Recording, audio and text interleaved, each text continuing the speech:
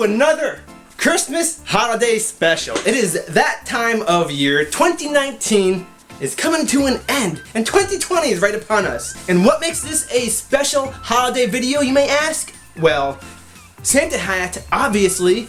Got my Christmas suit on, and Baby Yoda. So this year I thought we'd discuss all the great games that released in this year of 2019, maybe some of the best games of the year, some of the games that I've personally been playing that I've gotten to enjoy, maybe some memories, and just a little bit of a holiday cheer. So there's tons of stuff to go over. We got PS4, and we got more down here, and a bunch of Switch games, so there is a lot to go over.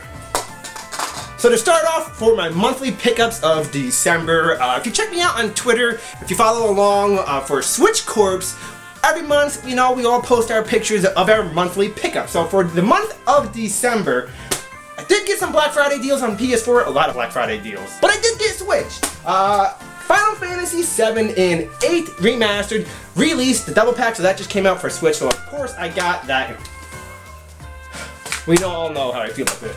In my art. Shining Resonance Refrain, I just picked this up. I did not enjoy the demo at all, but Switch Corps, some of them, they convinced me to give this game a solid chance, so I owe it to them to play this game. Eternal Blade 2, this just arrived this month, and if you played the first one and then looking at the sequel, you can see the leaps and bounds that the developers went from the very first game, which was it wasn't really that great, and then seeing all the production values they went into making this game, it's quite an achievement. So this may not be the highest rated game, but the fact that they put a lot of love and care into making this sequel, I had to show some support for that. Forager is another one I just got. I picked this up at GameStop for $20, so that was a really great deal. Can't pass that up. When there's good deals on games, that's the best time to, to pump up your collection. Sparklight, this is a special one because this was my 100th physical Switch game.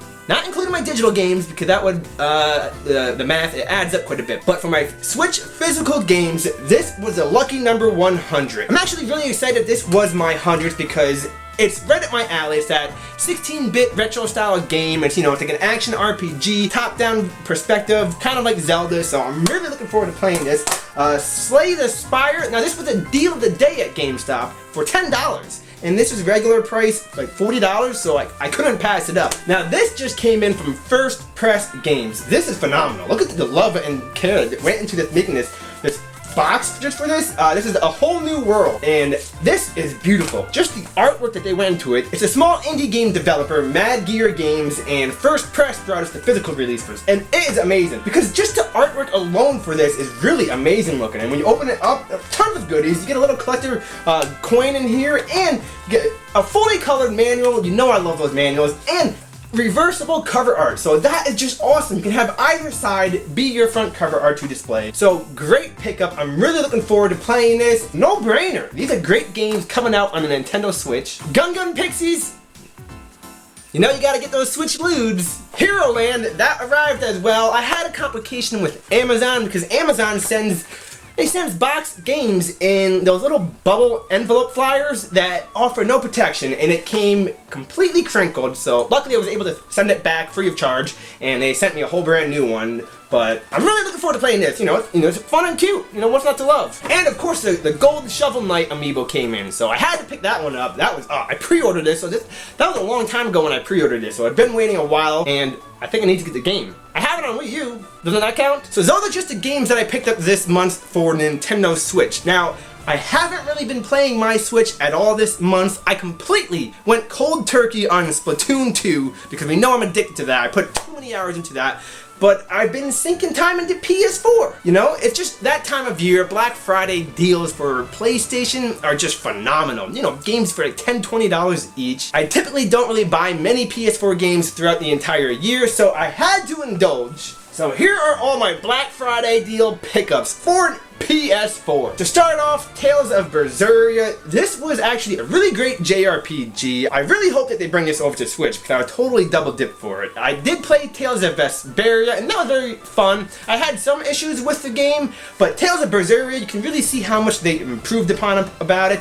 The combat, there's so much going on in the combat. There's a lot of combos that you're pulling off. It's really fast paced and pretty fluid, but there's a lot to comprehend. And I don't think they do the best job at informing you on how to pull off each combo and how to set all your moves up. But once you understand it, it just clicks and you can just do endless combos. Start off doing like 5, 10 combos and then eventually you can get up probably pretty close to 100. I never broke 100, but I remember hitting like 70 and then 80. That was the best combo streak that I went on to and it was amazing. Great story too. Of course, it's JRPG. I think I sunk 60 to 70 hours into this game.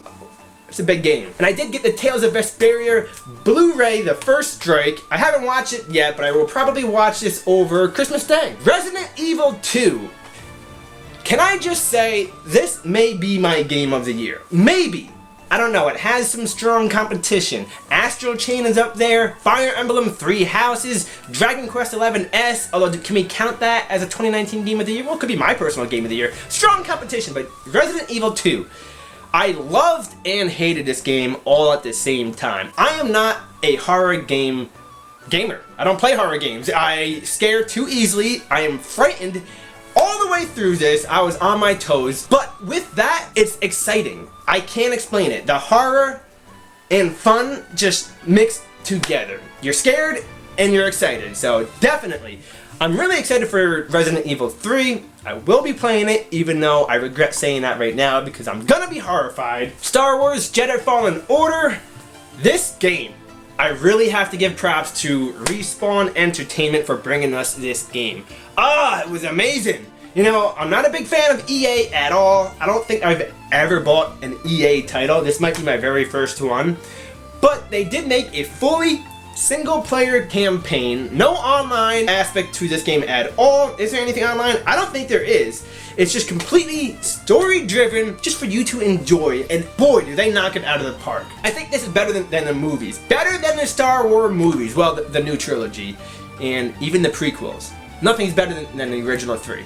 I'm currently playing Code Vein. Now, this is another Dark Souls-esque like game, just with anime characters. And it's a little bit easier than Dark Souls because you have a companion that can go along with you and actually fight.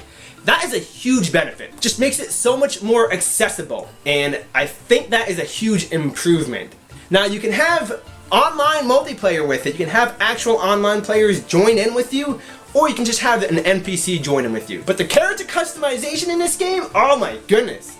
You could change everything.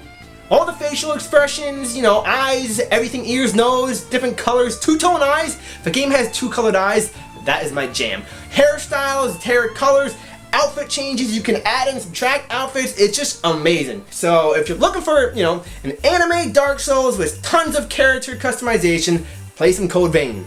Death Stranding.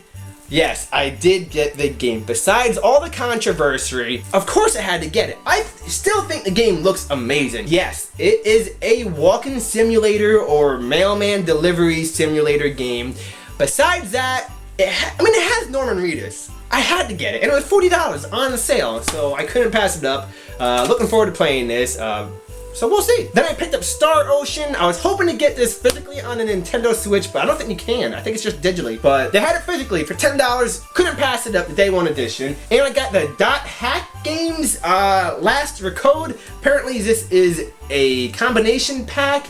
There's multiple games just in this version of it. Again, this was like $10. Great deal. Fans of the Dot Hack series, they love the games. They say it's really great. So I'll go through one by one and play each one of them. There's 4 games in this, and they're JRPGs, so they're like 70-hour games. That is a lot of JRPG action. Final Fantasy 15 Royal Edition.